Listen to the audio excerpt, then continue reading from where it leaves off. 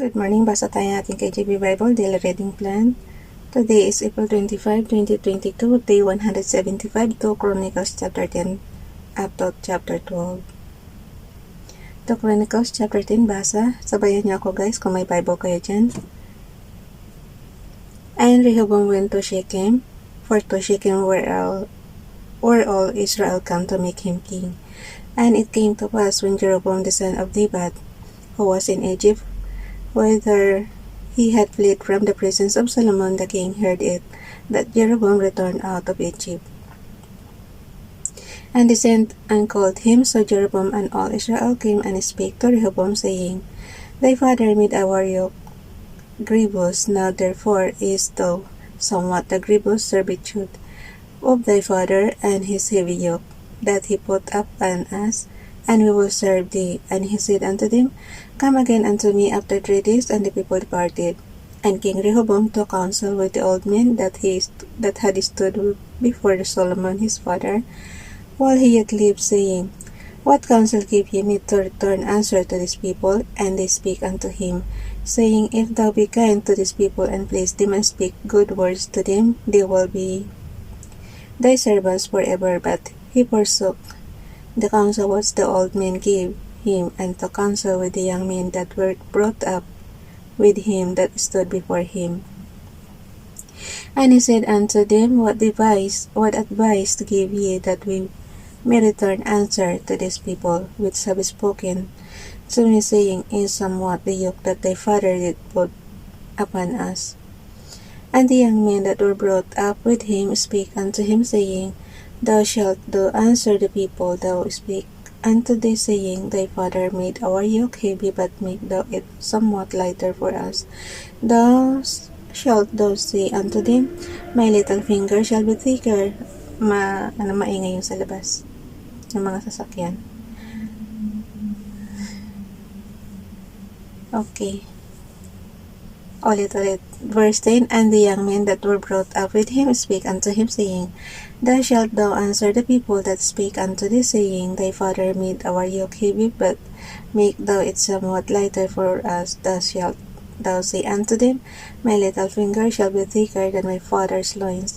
Wherefore, yes, my father put a heavy yoke upon you, I will put more to your yoke. My father chastised you with whips, but I will chastise you with scorpions. Nabasa na rin natin to guys before. Nung isang araw yata. Pero magkaiba ng book ha. Magkaiba ng chapter.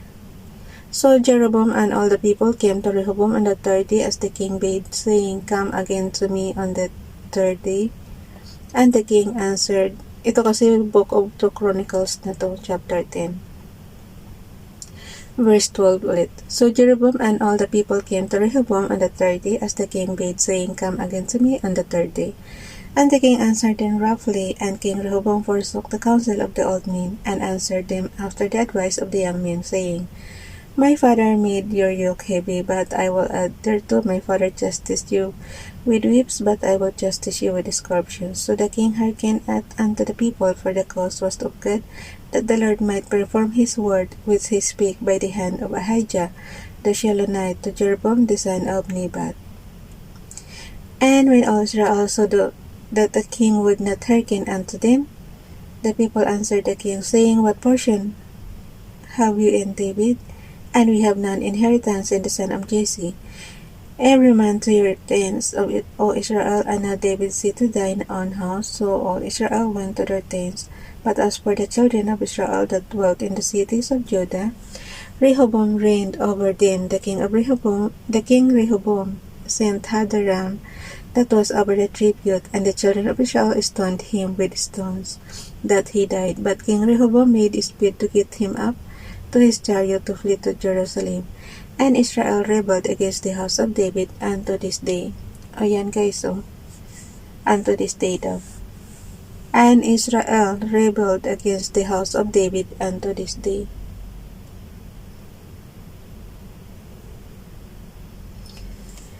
To Chronicles chapter 11. And when Rehoboam was come, kaya huwag na tayo magtaka kung parating merong gyera doon sa kanila. Kasi nakasulat talaga dito sa Bible. And Israel rebelled against the house of David unto this day. 2 Chronicles chapter 10 verse 19 yan.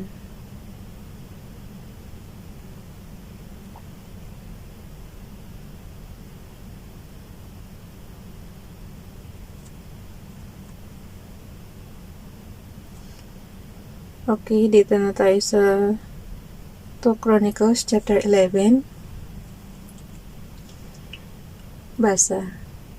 And when Rehoboam was come to Jerusalem, he gathered of the house of Judah and Benjamin 140,000 chosen men, which were warriors to fight against Israel, that he might bring the kingdom again to Rehoboam. But the word of the Lord came to Shemaiah the man of God, saying, Speak unto Rehoboam the son of Solomon king of Judah, and to all Israel in Judah and Benjamin, saying, Thus saith the Lord, he shall not go up nor fight against your brethren. Return every man to his house, for this thing is done of me. And they obeyed the words of the Lord, and returned from going against Jeroboam. And Rehoboam dwelt in Jerusalem, and built cities for defense in Judah. He built even Bethlehem, and Etam, and Tekoa, and Bidzur, and Shoko, and Adullam, and Gath, and Marisha, and Zip, and Adarim, and Lachish, and Azekah, and Zorah, and Aijalon, and Hebron, which are in Judah and in Benjamin fenced cities. And he fortified the strongholds, and put captains in them, and stored of victual, and of oil, and wine. And in every several cities he put shields and spurs, and made them exceeding strong, having Judah and Benjamin on his side.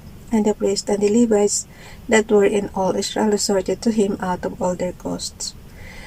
For the Levites left their suburbs and their position, and came of Judah and Jerusalem. Pakibasa niyo yung Bible niyo, guys, ha. Medyo nalilito na ako. Yung yung basa ko advance.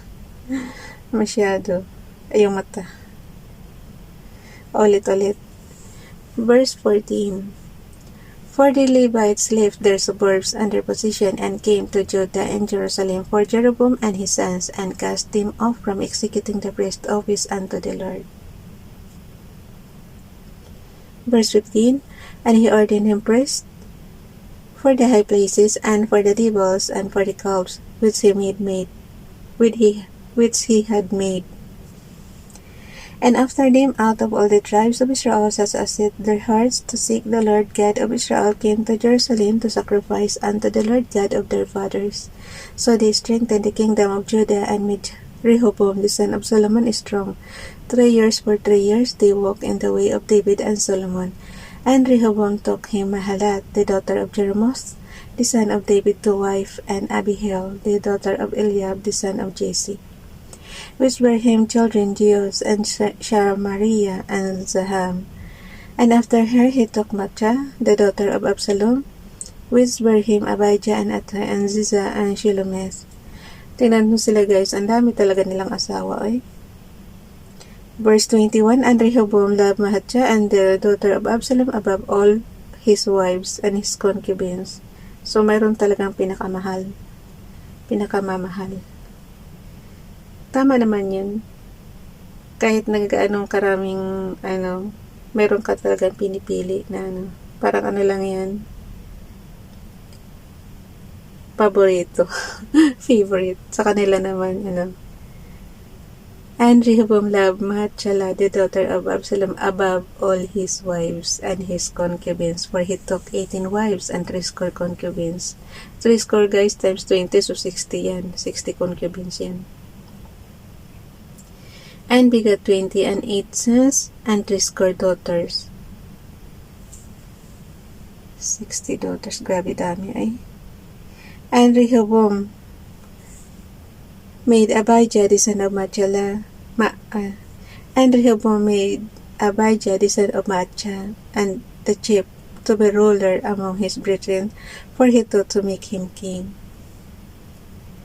And he dealt wisely, and dispersed of all his children throughout all the countries of Judah and Benjamin unto every fenced city, and he gave them victual and abundance, and he desired many wives.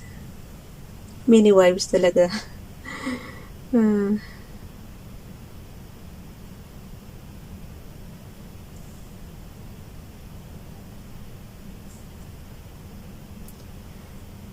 2 Chronicles chapter 12.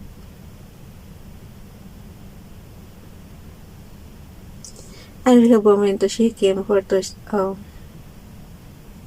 mali na. 2 Chronicles chapter 12. And it came to pass when Rehoboam has established the kingdom and had strengthened. Pakisabayan niyo ako, guys, para hindi kayo magkamali ng ano. Kasi nga nag-ano na ako sa kakamadali. Okay, 2 Chronicles chapter 12. And it came to pass when Rehoboam had established the kingdom and had strengthened himself, he forsook the law of the Lord and all Israel with him. And it came to pass that in the 5th year of King Rehoboam, Shishak, king of Egypt, came up against Jerusalem, because they had transgressed against the Lord, with 1,200 chariots and 3,000 horsemen, and the people were without number that came with him out of Egypt, and with him out of Egypt. The Lubim, the Sukims, and the Egyptians. Verse 4. And he took the fenced cities which pertained to Judah, and came to Jerusalem. Verse 5. Then came Shemaiah the prophet to Rehoboam and to the princes of Judah that were gathered together to Jerusalem because of Shishak, and said unto them, Thus saith the Lord, We have forsaken me, and therefore have I also left you in the hand of Shishak. Whereupon the prince of Israel and the king humbled themselves, and they said, The Lord is righteous. And when the Lord saw that they humbled themselves, the word of the Lord came to Shemaiah, saying, They have humbled themselves, therefore I will not destroy them, but I will grant them some deliverance, and my wrath shall not be poured out upon Jerusalem by the hand of Shishak. Verse 8. Nevertheless they shall be his servants, that they may know my service, and the service of the kingdoms of the countries. So Shishak, king of Egypt, came up against Jerusalem, and took away the treasures of the house of the Lord, and the treasures of the king's house he took all. He carried away all the shields of gold which Solomon had made. Nabasa na rin to natin kahapon, guys. Pabalik-balik lang talaga, nakalagay. So Shishak, king of Egypt, came up against Jerusalem, and took away the treasures of the house of the Lord, and the treasures of the king's house he took all. He carried away all the shields of gold which Solomon had made. Instead of which King Rehoboam made shields of brass, and committed them to the hands of the chief of the guard that keep the entrance of the king's house. And when the king entered in the house of the Lord, the guard came and fetched them, and brought them again into the guard chamber. And when he humbled himself, the wrath of the Lord turned from him, and he would not destroy him altogether. And also in Judah things went well. So King Rehoboam strengthened himself in Jerusalem, and reigned. For Rehoboam was 41 years old when he began to reign, and he reigned 17 years in Jerusalem, the city which the Lord had chosen out of all the tribes of Israel, to put his name there. And his mother's name was Naamah, an Ammonitess. And he did evil, because he prepared not his heart to seek the Lord. Now the acts of Rehoboam, first and last, are they not written in the book of Shemaiah, the prophet of Iddo? And they are concerning genealogies. And there were wars between Rehoboam and Jeroboam continually. And Rehoboam slept with his fathers, and was buried in the city of David. And Abijah his son reigned in his stead. So walang katapusang gera yan, guys. Continually talaga. And there were wars between Rehoboam and Jeroboam continually. Bye everyone. God bless.